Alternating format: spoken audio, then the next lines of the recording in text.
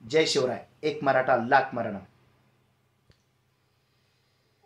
सतत आपण 2 वर्षापासून बघतायत की जरांगे दादा सोबतचे जे व्यक्ती जात आहेत, जे फुटत आहेत, अरे ते मॅनेज झालेले आहेत आणि त्यांना मराठा समाजाच्या गोरगरीब मराठा समाजाला आरक्षण भेटावं यासाठी जो नेता आज स्वतःची जीवाची बाजू लावू शकतो ना, आणि त्या नेत्याला विचार करा, ज्यांना ज्यांना 40-40 वर्ष 50-50 वर्ष ज्या बाळासाहेब ठाकरे, जे शरद पवार त्यांनी सांभाळलं ते त्यांच्यानी झाले, आणि हे दादाचे काय होणार होते.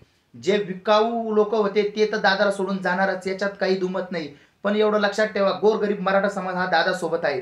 ते बारसकर महाराज झाले, डॉक्टर झाले, आणि आपली ती संगीता वानकडे सुपारीबाज ती पण गेली. पण लक्षात ठेवा, हो, आज आपल्याला आरक्षणाची गरज ही गोरगरीब मराठा समाजासाठी आहे, नाही की या मराठा समाजामध्ये 2 गट पडलेले आहेत. 2 गटापैकी गोरगरीब मराठा समाजाचा जो गट आहे तो पूर्णपणे जरांगे दादा पाटील यांच्या पाठीमागे खंबीरपणाने उभा आहे.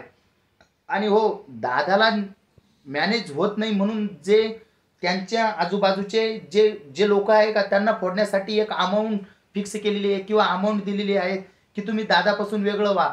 आज विचार करण्याची गोष्ट आहे, ज्या 42 संघटना झाल्या त्याच्या संघटनेचं झालं काय.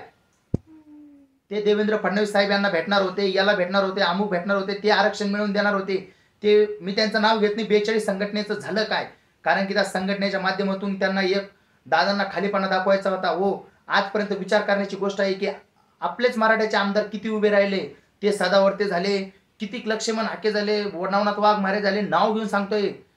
हे कितीही असे लोक आले तरीही आम्हाला फरक पडला नाही. पण दादा एकनिष्ठ आहे. दादाला फोडण्यासाठी लय प्रयत्न झाले, पण दादाला जर कधी काही कमवायचं असेल असतं तर दादाने किती कमावून ठेवलं असतं. पण विचार करण्याची गोष्ट आहे, गोरगरीब मराठाचं भलं होत असेल तिथं दादानी खरंच पाऊल उचललेलं आहे. ते पाऊल एकदम योग्यच आहे.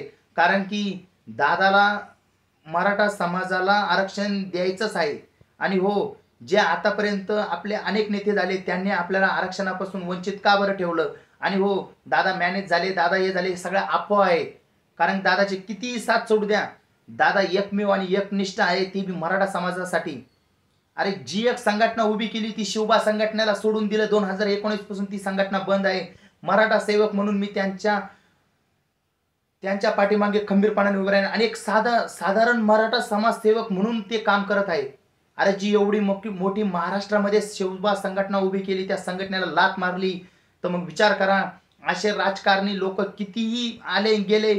पण विचार करण्याची गोष्ट आहे, दादानी कुणालाही दुरावा द्यायला नाही. दादाला वाटलं आपलेच लोक, दादानी सगळ्यांना सोबत घेतलं. पण जे घात करायचा होता ते घात केला आणि पैशासाठी मॅनेज झाले, त्यांनाही भावपूर्ण श्रद्धांजली.